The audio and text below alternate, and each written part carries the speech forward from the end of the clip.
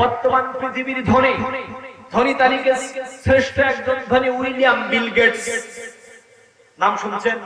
William Bill Gates পৃথিবীর একজন শ্রেষ্ঠ ধনী। উইলিয়াম বিল গেটস যদি আগামীকাল সকালে ঘোষণা দেওয়া হয় গোটা পৃথিবীর 214টি রাষ্ট্র, প্রত্যেকটা রাষ্ট্রে আমি একটা করে মসজিদ বানাবো, একটা করে মাদ্রাসা বানাবো, একটা করে ঈদগাহ বানাবো, ঘোষণা দিল, সবগুলো তৈরি করে দিল। বলেন তো তার আমলনামায় কোনো সওয়াব হবে না? কারণ কি? তিনি ঈমান আনে নাই।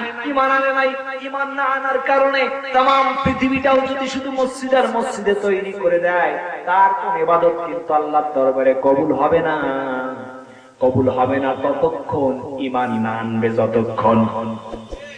এজন্য আমাদেরকে ঈমান আনতে হবে আল্লাহর প্রতি, এক আল্লাহকে বিশ্বাস করতে হবে, এক আল্লাহকে ভয় করতে হবে। ঈমান বড় দামি জিনিস। ঈমান হলো বিয়ের দিনের বরের দোলার মতো। ঈমান কি?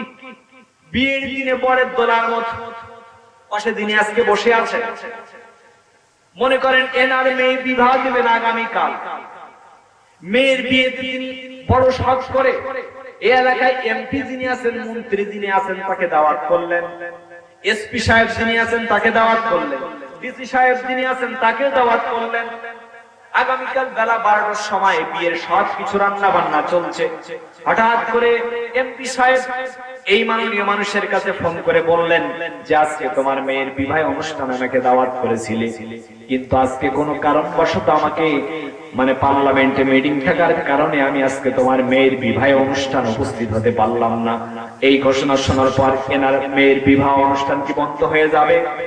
কথা বলেন, বন্ধ হবে না। ডিসি সাহেব ফোন করে বললেন তুমি আমাকে অনেক ভালোবেসে দাওয়াত করেছিলে, কিন্তু আজকে আমার জেলা পরিষদে বড় মিটিং থাকার কারণে আমি আসতে পারলাম না। বলেন তো ডিসি সাহেব না আসার ফলে আমার মেয়ের বিবাহ বন্ধ হয়ে যাবে? বন্ধ হবে না। চেয়ারম্যানও যদি না আসে, তিনিও একেবারে বললেন যে আমি আসতে পারলাম না, চেয়ারম্যান না আসার কারণেও কিন্তু বিবাহটা বন্ধ হবে না। কিন্তু যখন আগামীকাল জুমার নামাজ সম্পাদন হয়ে গেল, বর সাহেব রংপুর মডার্ন মোড় থেকে রওনা দিয়েছেন। মডার্ন মোড় থেকে রওনা দিয়ে কিছুক্ষণ পরে সে কিছু দূরে এসে মনে করেন 5 কিলোমিটার দূর আসার পরে একটা নিয়ন্ত্রণ হারিয়ে একটা খাদের মধ্যে মেরে দিয়েছেন, অ্যাক্সিডেন্ট করেছেন। অ্যাক্সিডেন্টে বর যিনি আছেন তিনি মারা গিয়েছেন। এই ঘটনার পরে তাকে ফোন করে বললেন যে আপনার মেয়ের যিনি বর আছেন, যিনি দোলা আছেন, তিনি বিবাহের পথে রওনা দেওয়ার ফলে প্রতিমধ্যে সে অ্যাক্সিডেন্ট করে মারা গিয়েছেন। বলেন তো এই মিস্টার সাহেবের কথাটা যদি তার কানের মধ্যে আসে তাহলে বিবাহের অনুষ্ঠান বন্ধ হয়ে যাবে না আরো ভালোভাবে চলবে? বন্ধ হয়ে যাবে। বিবাহের অনুষ্ঠান কিন্তু আর চলবে না, চলবে না। কথা বলেন, বিবাহের অনুষ্ঠান কিন্তু আর চলবে না, বিবাহ অনুষ্ঠান চলবে না। মাননীয় প্রধানমন্ত্রী, রাষ্ট্রপতি, এমপি, এসপি, ডিসি, চেয়ারম্যান মহোদয় না আসলেও কিন্তু বিবাহের অনুষ্ঠান বন্ধ হবে না। বরং তিনি মনে করবেন তারা যদি আসতো তাহলে বিবাহের অনুষ্ঠানটা আরো ভালো হতো, ঠিক কিনা? আমাকে ভালো লাগতো।